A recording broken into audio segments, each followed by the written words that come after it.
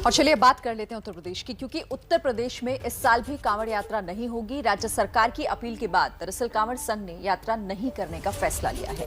कल supreme court में कांवड़ यात्रा पर अहम सुनवाई है और सुप्रीम कोर्ट ने कहा था कि यूपी सरकार 19 जुलाई से पहले फैसला ले ले। अगर राज्य सरकार फैसला नहीं ले पाई तो फिर कोर्ट खुद फैसला सुनाएगा।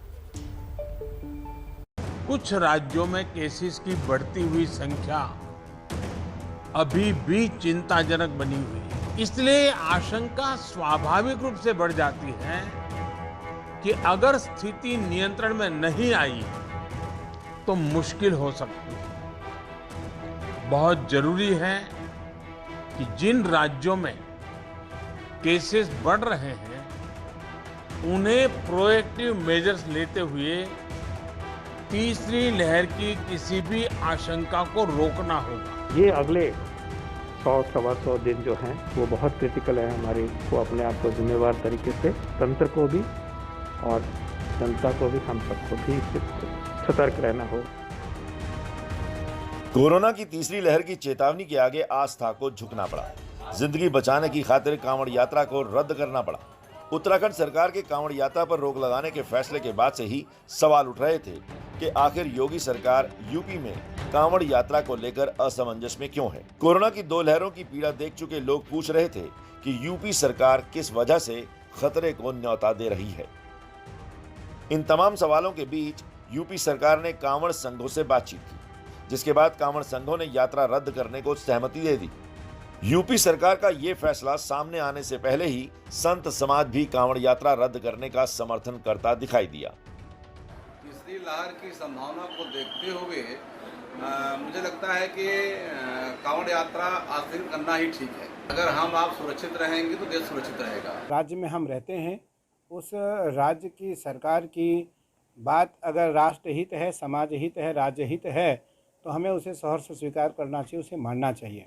लेकिन कोरोना आज वैश्विक महामारी है, कोरोना अंतर्राष्ट्रीय महामारी है, उसको ध्यान में रखते हुए कांवड़ यात्रा को यूपी में कांवड़ यात्रा को मंजूरी दिए जाने पर सुप्रीम कोर्ट ने शुक्रवार को सख्त टिप्पणी की थी। कोर्ट ने कहा था कि धार्मिक भावनाएं जीवन के अधिकार से बड़ी नहीं है।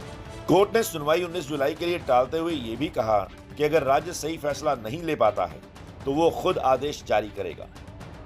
इसके बाद से ही यूपी सरकार पर सख्त फैसला लेने का दबाव बनने लगा था। हालांकि संतों का एक धड़ा कांवड़ यात्रा पर रोक की बात कहने वाले सुप्रीम कोर्ट पर ही सवाल उठा रहा था। माननीय उच्चतम न्यायालय के द्वारा उत्तर प्रदेश में कांवड़ यात्रा पर स्वतः संज्ञान लिए जाने के संदर्भ में हम संतों का इतना ही मत है कि हिंदुओं के तिथि पर्व त्योहारों पर ही उच्चतम न्यायालय अथवा उच्च न्यायालयों को संज्ञान लेने की सुधि क्यों आती है। हमें यह सोचने पर मजबूर होना पड़ रहा है कि आप जो भी निर्णय लेते हैं उससे हिंदू समाज के मन में यही धारणा बन रही है कि भारत की न्यायिक व्यवस्था वस्तुतः हिंदू विरोधी है। कांवड़ यात्रा पर रोक लगाने का फैसला क्यों जरूरी था वो आप इन तस्वीरों को देखकर समझिए। ये यूपी के मेरठ की तस्वीरें हैं और ये कांवड़ यात्री हरिद्वार से गंगा जल लेकर लौट रहे हैं, जबकि हरिद्वार में कांवड़ यात्रा पर रोक लग चुकी है। जाहिर है प्रशासन की रोक के बावजूद कांवड़ यात्री हर की पैड़ी तक पहुंचने में कामयाब हो रहे हैं। ऐसे में अंदाजा लगाया जा सकता है कि अगर यात्रा को इजाजत दे दी जाती तो भक्तों के झुंड को कोरोना गाइडलाइंस के पालन के लिए प्रशासन कितना दबाव बना पाता।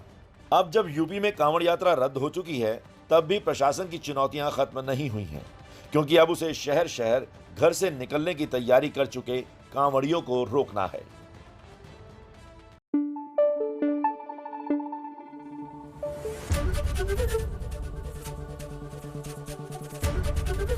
एबीपी न्यूज आपको रखे आगे।